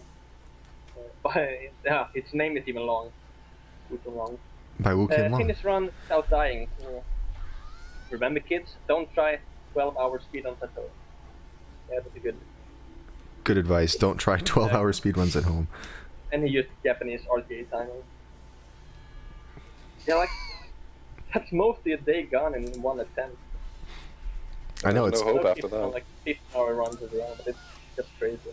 Yeah, it's gotta suck to lose a run that you're 11 hours and 45 minutes into. Yeah, Cool. Well, congrats, Wukin Long. that's dedication, at least. That is dedication. I always appreciate people who run long speed games. I envy you for the commitment to it. There's so many long games I'd love to speedrun, but I appreciate those people taking it for the team. Mm-hmm. All right, Oth, why don't you read DMC? Yeah, I'll take DMC Devil May Cry. This is for the PC. Goal is new game Nephilim. The time is 1 hour 47 minutes and 57 seconds by Honorable J, who said, I finally cracked the 1 hour 50-minute mark, and the day after uploading it to YouTube, this run came out. I'd like to thank John Candy45, since his Nephilim run on New Game Plus served as the basis for this run. Also, a big shout out to AFox, who, on top of providing the sweet KBM overlay I use, has been helping me route the game. With his help, we found some new tech, and he introduced me to a few more out-of-bounds sequences. Expect the next run to be quite different. Quite different. All right, well, we look forward to that. I want I'll to take be this right next back, one too. Okay. Well, congrats, Honorable J. Next thing we got here on the list is Dragon Ball Advanced Adventure for the Game Boy Yeah, Advanced. Let me take this one. Oh, please, please. Okay. This is for the Game Boy Advance. Any percent in 4336 by Deln. I've watched him play this game and I love it. It's amazing. After 5 months break, it was time to go back to this game. And after 2 days, I blasted through the game and broke the old world record, which was 4355, about a 20-second improvement by Protocool. This run literally had 45 seconds worth of mistake, and I will make sure to get it under 43 soon. This game is really awesome. If you've never seen Deln stream or Deln play it, it's actually a really cool sort of beat-em-up platformer cross that looks like a ton of fun to play. So it's probably worth watching his record. All right. Cool. Well, congrats, Deln, a TSSB regular. And we have another Dragon Ball game, of course. 2 Dragon Ball games. This one is definitely a TSSB regular right here. This is Dragon Ball Shinran no Nazo for the Famicom. Any percent run in 16 minutes 9 seconds by Daka, who says, hello again. This was much smoother than my last PB. I saved a lot of time on the Rabbit Gang 1, got a Glod split, and had a very good RNG throughout the entire run. I did make a few mistakes here and there, such as missing a ledge in King Minos and missing a crab jump, but overall it is a very solid run. I'm fairly certain I can cut the 16 using this route with perfect RNG and no mistakes, but to save any more time than that, I will need to find some new strats, especially to see, expect to see those soon. P.S. This is a very good game, and you guys watching it out there should try it as well. I've actually had this game on my list for a really long time. It looks like a ton of fun. I like it. Hello again. Hey, how you doing? Welcome back. Woo! And that's it. Cool. Congrats, Daka, for once again improving your Dragon Ball Shinran no Nazo time and giving us another dragon-based game to talk about. So, Tompa, buddy, why don't you read this next one here? Indeed, here's Marvel Land. When is Marvel? For the When's- Genesis? In 70 minutes and 50 seconds by Stereo. I messed up on Whack-A-Mole again, guys. 18 seconds improvement over previous record. It could probably go as low as 1740. Are we having fun yet? I have no idea. I don't know this game. I like how you use all the copies of yourself as sort of a weapon that you swing around. What is that? Really weird. I thought it was just like supposed to be the simulation of motion. Mm-hmm. You know, like those you're moving so fast that that's like the visual copies of yourself. But no, I see it now. He uses it like a whip. That's so weird. It says Marvel Land. This isn't like when it says Marvel, it's not like Marvel superheroes. No. This game looks really cool. Boom, there it goes again. Nice. Doesn't look that bad. No, it looks Nice quite platform. interesting. Looks Yes. platformer. It's pushing blocks around. I always like games where you have to push blocks around in a platformer. Yeah, lots of Classic doors. Looks, yeah, of course. Looks kind of mazy. I like that. This game looks really fun. All right, write that down in your notepad then. I know, I need to. That's the reason I watch TSSB, is so I can figure out which records I'm going for. Nice. I am writing this down now that you mentioned it. Thank you for reminding me. Cool. I need you to just send me the records, Yeah. or the records doc every single week. Cool. And yeah, this Just is go for to the the website and check them out. Yeah, you could. You could. And this is for the Genesis, so shouldn't be too hard to get or too hard to emulate, I wouldn't think. So that's nice. All right, congrats, Therio, for your 1750 run. I hope that you make your goal of 1740. Next thing we got coming up here is Miracle Warriors Seal of the Dark Lord for the Sega Master System. Well, let's get the clip up there. Here we go.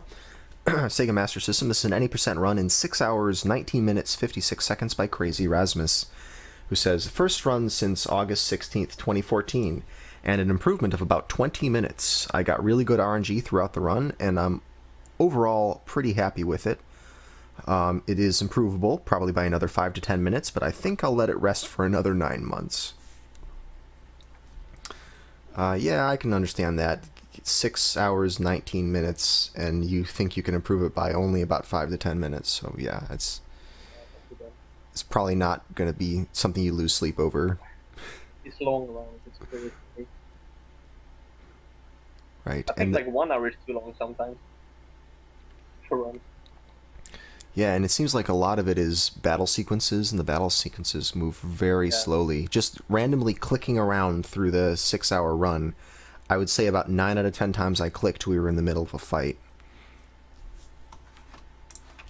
Alright, cool. Well, congrats, Crazy Rasmus, for having the fortitude to run a many hour long RPG for the Sega Master System, no less. So that's got double cool factor to it. Alright, who's up for some RoboCop? I know you've been, authorblues has been studying up on RoboCop using his CDI I love RoboCop. to do background yeah. research. Nice. Okay, RoboCop 3 for the NES. Any percent in 7 minutes 30 by Ken Jasvital. He says... It's Knyazvital. Okay. I'm going to take your word on that. Ken Jasvital. And he says, I want to introduce you to one more speedrun on the game RoboCop. Perhaps it will also be a record. Nice. Yeah, RoboCop 3, this is not one I've played. I've played some of the other RoboCop games. It looks really cool, though.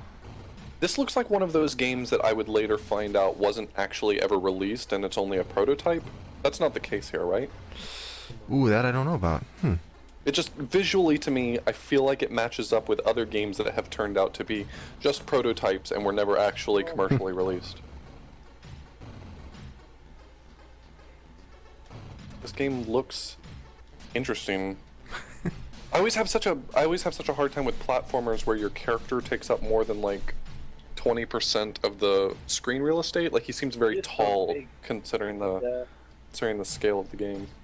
Yeah, exactly. An NES character is supposed to be like, 16 by 32 at most, right? Right. Tall Mario size. Yeah, I mean, we haven't hit like Astyanic size yet. Right, no, not quite.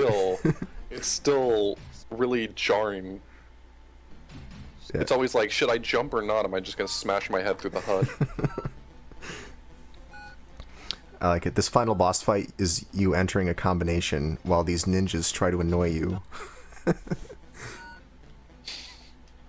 nice boss fight. Great final boss Excuse me fight. while I'm typing. Guys, I'm typing. Stop it.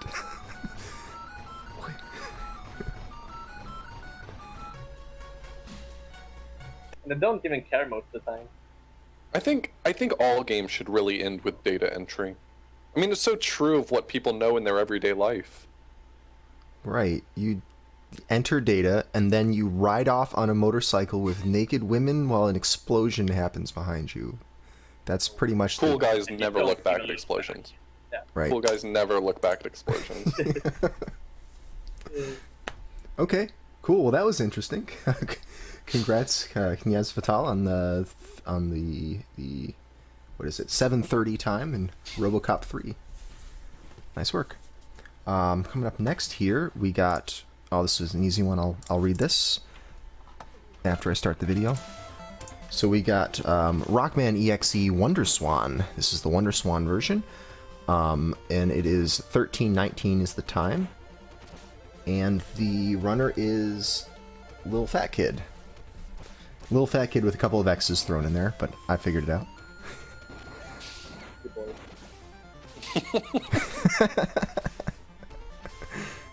Well done. The Wonder Who has Swan, nothing I to don't say, know much anything like about the rest of the world about the Wonder Swan. Wonder Swan. That's an interesting The game oddity. started anyway. I don't know anything about the console.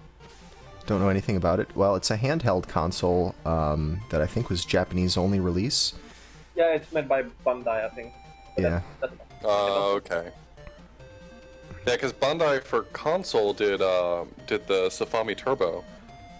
Oh, it is. So I guess this is their handheld. But I guess they couldn't piggyback on any handhelds like they could with the Sufami Turbo. So is this the same game as for the Game Advance, pretty much? Looks I don't know, Rockman similar. EXE is with that one as well. Right. Most of the Wonder Swan games that I know of were not original Wonder Swan games. They were Wonder Swan ports of other consoles of the same era. But those are It's just no the ones weirder I know. than Mega Man DOS, I guess. Mega Man DOS, yeah, that's true. Cool. Well, congrats, Little Fat Kid, for 1319 Rockman EXE Wonder Swan. Let's hope we see more Wonder Swan runs in the show, because we took the trouble to make an icon for it. There we go. There's the Wonder Swan icon. So Still we no better Philips get CDI more. icon though. I know. We really dropped the ball on that one. We're gonna fire our programmers. Cool. All right. Well, we do have someone qualified to talk about what's coming up next. Yeah, go ahead, Tompa. Alright, we got some Shrek games up here. Shrek Hassle the Castle. For Game Boy Advance. This is Hassle the Castle is story mode easy in 3526 by me. And I wrote here, which I will read verbatim, which is not at all awkward. This game's a quirky platformer with a little bit of tech. There's super attacks you can use, and you have to ration them out. And Donkey can move a lot faster if he uses his head button mid-air, which offers a little bit of movement tech. It's a pretty solid run, but closer to 30 minutes is definitely possible. The platforming's really tight, which I was surprised by because it's a handheld console. I started trying to figure this game out on my Game Boy. Like, I plugged this game into the Game Boy, and the platforming is surprisingly tight, and it was very frustrating. And I only found it to be playable once I started playing it on the Game Boy player. So, Like, are these good games? actually, these two are. I really enjoyed these games. After I got I'm done. kind of skeptic to most movie games. Yeah, that's fine. I mean, I'm not exactly the person people ask about whether or not a game is good, because my answer is usually yes. The other Shrek games for the Game Boy Advance are terrible, but these two I found I actually really enjoyed playing. They're pretty solid games that happen to also be Shrek. Can I make a good pass? This one, no, neither of these would make very good tasks. The movement's not really interesting enough. This one would make a better task than the other one. So the other one is Shrek Wreakin' Havoc for the Game Boy Advance. And that's any % normal mode in 3923. This is probably my preferred of the two. I really liked this one, even though it's a little bit less platformery. So I wrote this game's 50% platformer, 50% beat 'em up, 50% Shrek, and 100% fun. The game focuses on rescuing captives and fighting bosses, but the rescuing part is optional, and it only gives you a better score, so it's skipped in the speedrun, so you get an F in pretty much every stage. But the fights are really fun, and none of the bosses just feel recycled. They're varied in sort of what they do and what you do to them, so it's fun to figure it out. The combat system actually does have a little bit of depth to it. You can find weapons that you can carry around, and you can also find things that allow you to like chain combos. So if you just hit the attack button over and over, you'll do an attack, and then you'll wait and you'll do an attack. But if you pick up these orbs that give you more combo, then you can like chain attacks together, which allow you to do combos on bosses that otherwise would just disappear after being attacked once. It's a fun game to pick up and play. Is it just Princess in this game? No, the first 3 stages are Princess, the next 2 stages are Shrek, and the last stage is Princess. Oh, alright. Interesting. This looks sort of like a companion game to the other one. They look both similar. Yeah, the sprites are pretty much exactly the same, down to like some of the bosses. Yeah, the big heads. Right. They're both really good. Neither of these are direct movie tie-in games. They're both sort of spin-off games that just sort of tangentially use Shrek's story, which I always find those to be the best games for licensed games, ones that don't try to like one-for-one shots in a movie. They just kind of spin off of it. It gives them more creative freedom about what they want to do with it, because they don't have to try to feel like they're retelling the story of the movie in the game. Exactly. That tends to be the problem with licensed games, is that trying to translate a movie into a game makes for a really boring game. So games like this tend to take a really interesting game and try to tell sort of a Shrek story in it. So it works pretty well. Alright, nice. Next up we have Strider, 2014 edition. 90% run in 31 minutes and 18 seconds by Substyle. And no comment on that one, it seems. No comment. I think it's Substyle-y. Substyle-y, oh yeah. Substyle-y. Obviously, this run just speaks for itself. Right. The run you don't need to say anything about. It's speaking volumes right now. I only know the NES version. Right, same here, but you get the idea. It looks like the similar looking dude. Okay. A modern ninja of sorts, with a cipher as a weapon.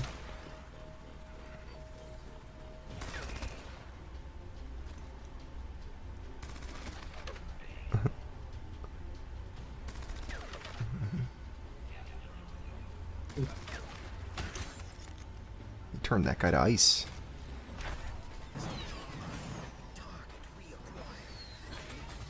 I can't watch it because I'm so behind on the screen right now. Well, you should refresh it. It should only be a couple seconds. No, I can't with this computer. Oh, okay. Alright.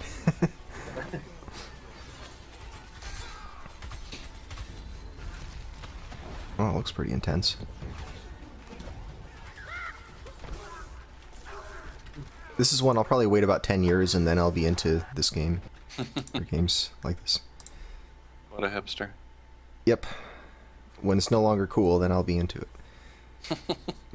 No, it looks great. I'm glad to see that a lot of the NES games haven't been forgotten and that they've been, turned into modern reboots. And I know sometimes people hate the idea of rebooting everything, but I don't know. I think it's kind of interesting to keep some of these games alive in that way. A lot of the ones that have been done recently have been really great homages rather than just like a remake. They've been really nice. Like the DuckTales remastered, I thought was done pretty well. And then there was the Land Evolution or World Evolution, which I can never. But they just did a reboot of it, and that one was a nice homage to the original game. And then this one, I mean, I've never played this one, but I imagine it's not just a repeat of the game, but like it's nice that they're not just doing HD versions of them. They're actually sort of taking the idea and spinning off of them. Right. Yeah. How would they have made Strider if they had today's technology to do it? Sure. Sure. And of course the Bionic Commando games, again, one of the great examples of reboots that actually are pretty good. Oh, in my opinion, at least. All right, great. Well, congrats, Substyle, on the 31:18 time in Strider. Nice. Okay, next thing we have coming up here is Super Mario Sunshine for the GameCube. This is Japanese version. Any percent run in 1:18:22 by average Trey. He says, really proud of this run despite a few minor mistakes that could have been easily avoided here and there. This is the first time that I've held the any percent record, and additionally, I'm the first person to ever hold the world record in the 4 main categories of SMS simultaneously. This run didn't even have the notorious early cycle in Pinata 5, which saves roughly 20 seconds, and is about a 1 in 10 chance assuming perfect play. That being said, my RNG was mostly good otherwise, including a godlike King Boo fight. Not really going to go after the 117 seriously yet, although I definitely see myself going for that time at some point. Nice. Well, congrats, Average Trey. I used to watch a lot of Sunshine runs a while ago. Then I stopped for some reason. Now the time has dropped so much. Like I'm not used to the tricks yet. Yeah. But, you know, Super Mario Sunshine, popular game series for you in general and especially for speedrunning, so you got to figure the time's always going to continue getting driven down. Yeah. New strats all over the place. I used to verify some SMS runs in SDA back in like 2007, I think. Back in the day. Good game. Good run. Nice. All right. Who likes monkeys? Everyone likes monkeys. Everyone does. So then everyone can read this. Question's that? Okay, Oth, why don't you read this out for us? Alright, I got Super Monkey Ball for the GameCube PAL version. It's master difficulty. Time is 15:27 by Columbo. Says overall I'm pretty happy with this run, although it did have a few fairly substantial mistakes. I feel the sheer volume of difficult strategies now implemented make up for that. The biggest savers at this point are 3 seconds from a mistake in E25 and 5 seconds from a quick death in Master 2. Apart from that, there's not really much else aside from little movement errors here and there. Improving this run will be extremely difficult, but I'm willing to give it a good shot. The game deserves a solid run, and I feel I can give it that. Here's hoping, anyhow. Nice. I guess there's nothing different to the PAL version. He destroyed this game too. Yeah, I don't know if there's a difference. I just felt like mentioning it because it wasn't NTSC. Yeah, I guess that's true. At this point, they were both running. Yeah. This game is hard. Yeah. It is very hard. This is one of those games that it's just impressive when anyone can play it at all, let alone. Was this the monkey ball that was held for so long by Miles and just everyone? The run was just untouchable and the Columbo came up and cleaned house. That sounds right, but again, I don't know. I think it was the original monkey ball. I thought it was the original monkey ball also, but I'm not sure about the PAL thing. If that's a different category, speedrun wise. I guess that's true. Yeah, there's that path of this game as well, and it's great. Columbo is just an amazing speedrunner in any case. Yeah. It's a great game. Cool, and here we have the final one right there. And that's it, and then you come into a whole bunch of bananas. That's what happens next. A lot of bananas show up. No joke. Alright, cool. Hey everyone, this is the part with the bananas. It's the banana part. Oh, you guys don't get to see it. You just imagine the bananas. Lots of bananas. Huge bananas. Nice. Alright, well, more monkeys, of course. Oh yeah, next up we have the Curse of Monkey Island. An 90% Mega Monkey. In the 29 minutes and 25 seconds by Down. I run of the Curse of Monkey Island done on the French version. French version is able to skip a cutscene that is 1 minute long. This beat the world record of 33 minutes and 22 seconds by Benny Ben. This could go down under 29 minutes, which better clicks, but overall it was good. Also, Act 3 R&D was really good. It could be under 29. Say that again? This code... I can't do it, as usual. This could go down under 29 minutes, it does. With better clicks. With better clicks, I like that part. It could be better time if I had better clicks. Yep. This is actually a really, as far as adventure games go, this is a really solid speedrun because it does have a lot to it that's more than just click at the right places. There's a lot of good RNG in this. I had the record in this before when it used to be on the English version, but we found out that the only unskippable cutscene in the game actually can be skipped in the Italian and the French version, or maybe it's just the French version. But it was the entire game you can skip every single cutscene in it, except for there's this one scene right at the beginning of the third act where they start to sing a pirate shanty, and it's like 1.5 minutes long, and you just have to wait it out. And finally, me and Deln realized that it was probably because, or that it was skippable on the French language version. How did you figure that out? There was another runner. There was another runner who came along about 9 months after I got the world record, maybe 6 months or so. And he beat my time, but he didn't play all that much better. And so me and Deln thought something was up. And we definitely thought something was up because the one cutscene in the game that we knew was unskippable, he had skipped, so we thought he like edited his video or something like that. And for the longest time we just chalked it off to, you know, this guy had cheated or something like that. And it only like dawned on me at one point. I was like, you know, he's playing, like he was a Canadian guy and he was playing on the French version. I was like, maybe it's a language difference. And I said, that's probably not the case. And Dylan said, it's probably not the case either. He said, but I'll download the French version and I'll check it out. And like 15 minutes later, he messages me. He's like, damn it, the French version, you can't skip it. Well, and at that point, I wasn't willing to do it because the big issue is that Act 3, it's all language-based puzzles. right. I don't speak French. I don't know if I've made that perfectly clear. But I wasn't willing to learn French in order to speedrun this game again. But Delm was, or at least already knew it because he's French-Canadian. That's cheating. Come on. Yeah, I know. You shouldn't be able to bring in your past experiences to speedrunning. No, not at all. But it was a really neat development, and on top of that, Deln has saved way more time than because that time save only saves like 1.5 minutes. So Deln saved a ton more time over my old like 33-minute record. He's found a bunch of optimization. So Yeah, and you might think that, you know, it's a point and click game and it's a speed run. That's kind of a joke, but really, like, this, I imagine there must be frames to be saved all over the place. If you're only limited by how fast and how accurately you can move a mouse and click, it's like an OSU speed run. Really, it's just. Well, my answer to that is usually if you question the legitimacy of point and click speedruns, and you also sort of have to question legitimacy of RPG speedruns, because it really is just a question of going to the right place, picking up the right item, and taking them to the right locations. Right, and handling the menus as fast as you can. Right. And the only difference is that RPGs happen to have the additional fight system, which I'm not minimizing the fight system, but I'm saying that that's the only thing that really separates a point and click speedrun in reality from an RPG, is that there's no fight sequences to be had. It's all puzzles.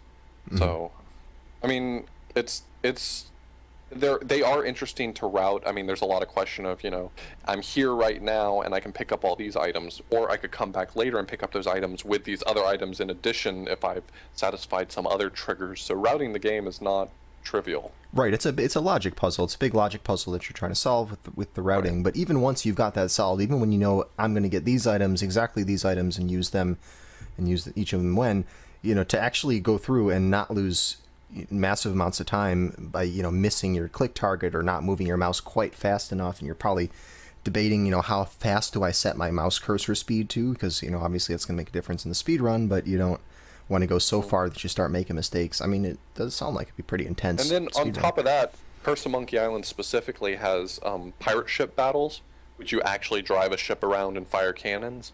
And also the entire Act 3, like I mentioned, was a language puzzle, and it's insult sword dueling. So you start out not knowing anything, and you learn the insults from the pirates as you lose to them, and then you use those insults on pirates to learn what the clever response is to the insults. And you have to learn all of those in order to make it through the section of the game. And now you've got to learn them all in French. Yeah, that's the problem.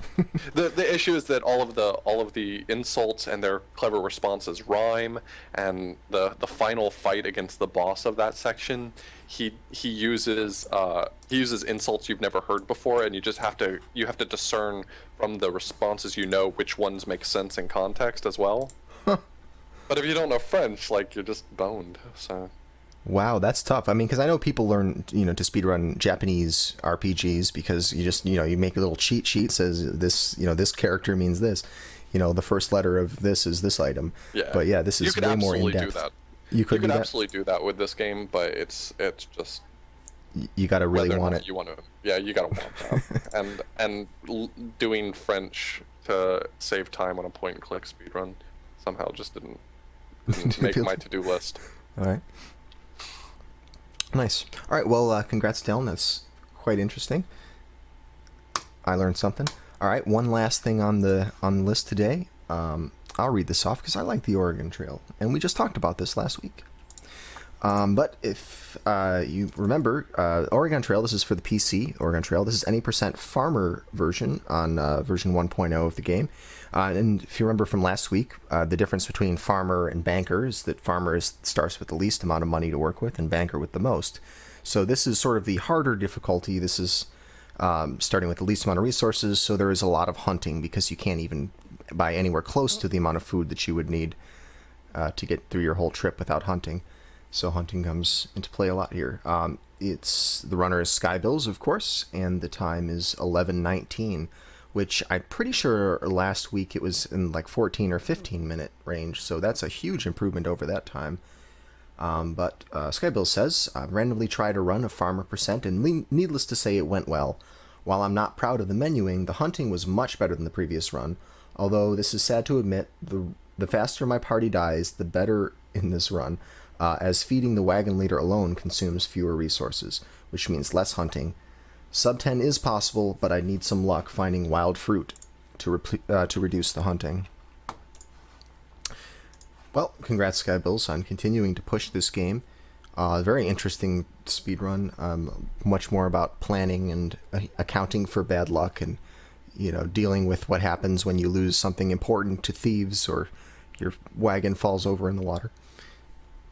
But pretty interesting and an important piece of PC gaming history for people who were into PC gaming and around this era. I mean, everyone knows Oregon Trail. These sorts of speedruns are really interesting to me because they differ from a lot of speedruns are just mash the buttons in the right order, but like if you think about like the original Legend of Zelda, it's definitely a game where you have to learn to be adaptive. Like you can't just memorize how to do things, you have to know how to respond to different situations. And I think that Oregon Trail is definitely another game like that. Like it's easy to say, well, it's basically menuing and inventory management, but at the end of the day, it's definitely a game of can you think on your feet fast enough? Right, because there's lots of random things that happen to you. There's so many different things that can go wrong, and it goes south so fast that if you don't really have your head on right and you don't just know how to respond to any situation the game can throw at you, it can kind of go downhill pretty fast. So cool. Well, that's all the records for this week. That's it. Not bad. I think we did a good job with records. Do we want to talk about anything upcoming? Are there upcoming events that we want to plug? Anyone in the chat have anything that's happening that they want to post? Let us know right now, and we'll try to get the message out there. What do you think, Tompa? I guess it's the DreamHack section in like 2 weeks. DreamHack in 2 weeks? Yeah, Ludend is going to stream some speedruns of the DreamHack. What's going to be happening there? I need to check if it's a schedule or something. But it's a speedrun section at DreamHack. And they're just going to be having a stream going for like a 24-hour kind of stream? Or? Yeah, more or less. Maybe similar to what they did before. I haven't checked anything about it recently, so I'm not sure about the details. Right, as far as really big events, ESA coming up in late June, and then SGDQ coming up, of course, in late July. So I think a lot of people are busy preparing for those, getting their games ready for that right now. Yeah, let me see. Can I think of, well, we've been doing SGL as usual. We just did the Mega Man 2 episode of SGL yesterday, and that was a blast. The players worked extremely hard on learning Mega Man 2, starting from scratch, no prior speedrun experience, and they did really well with the stages they were given. We also played some TNC Surf designs, which was pretty interesting. It was I think everyone got the hang of the skateboarding really quickly, and it just became a frame battle to see who could lose the fewest frames doing their ollies. But, I heard that the first episode of Game Boy SGL is coming up pretty soon. That's right, yeah, that's a big thing. We're starting next week. We're going to do the first Game Boy episode, and I believe we'll do another Game Boy episode the following Saturday, but they're playing Super Mario Land. That's pretty exciting. Yeah, it's pretty exciting. It's sort of fitting that SML would be the first one, considering it was sort of like the quintessential, early Game Boy game, even though it didn't come with the system itself. But the players... That is an amazing game. Yeah, it is. I enjoyed playing through it, making up the goals. But the players are going to be Binary Dragon, Freeball, Millium, and Zyre. It's happening at 4 p.m. Eastern Time on Saturday on the Speed Gaming channel. So check that out. Let's see... Big Tompa posted a calendar. Scrubathon? Yeah, it's Scrubathon 3 is coming up. to date though. So. Scrubathon. Nice. A lot of people doing various donation streams to get to the summer events that they're going to. So there's been a lot of interesting things up on the air. I was watching a bit of the Bad Life Decisions-a-thon with PJ, Mecha, Clage, and Murphigator. That was pretty cool. But Scrubathon 3. Yep. Let's see. I guess that's about it. Oh, Blecky is also hosting a mystery tournament at DreamHack. That's pretty cool. Oh, Scrubathon 3 has no donations. It's not a donation marathon. Can't wait to see. I'm astounded there was no Splatoon on the submissions. Now that I think about it. Yeah, everyone's been, I guess, pretty into that.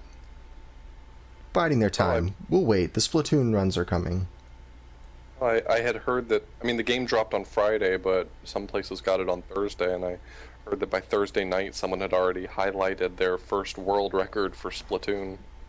Huh. So I'm really astounded that they didn't submit it to TSSB. It seems like the sort of person who would do that would definitely submit it to TSSB. Yeah, probably so. Okay, well, let's get a raid target together. If anyone has any suggestions who we should raid, let us know. I'll see what I've got. Alright, Oth's gonna see what he's got up his sleeve here. I follow everyone, so...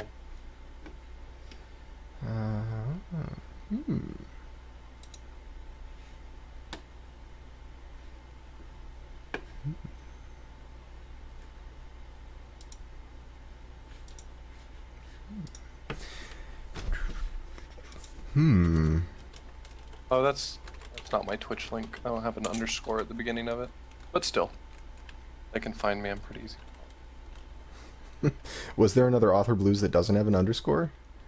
I don't think so. That's my Twitter is underscore authorblues, because there is some Swedish girl who has a Twitter account called authorblues. I don't know why. Huh. Baffles me. Okay. Well, I believe that next week, don't have 100% confirmation on this, but I believe next week we're going to be talking about Doom 64 with Graviton and Peaches. So that's a game that will be in SGDQ. I think the two of them are racing it, if I'm not mistaken. I believe they're both playing.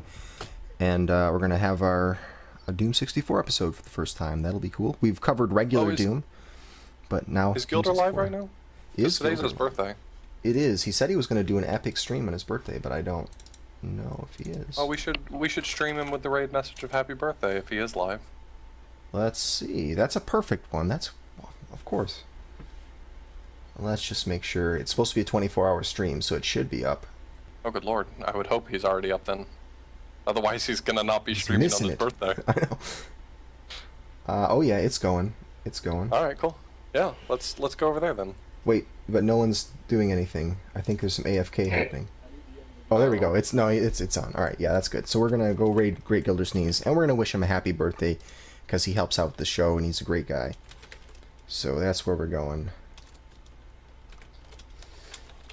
Happy, and of course in all caps, because this is the internet, so we yell things that are important. And maybe a few exclamation marks. I like putting spaces between everything. That's another good way to make stuff stand out.